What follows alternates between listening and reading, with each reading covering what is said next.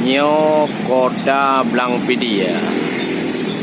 Aktivitas Kota Blangpidi Pak Pungok Puronyo.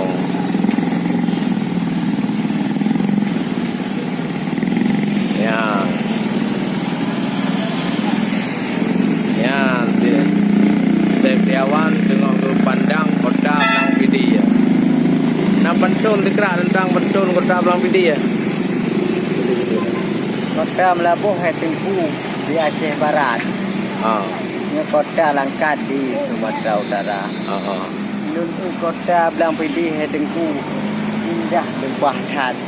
Kamu baru berangkat Puronyo penuh batu teka. Ya. Dalam bedeh mereti do burung mukat.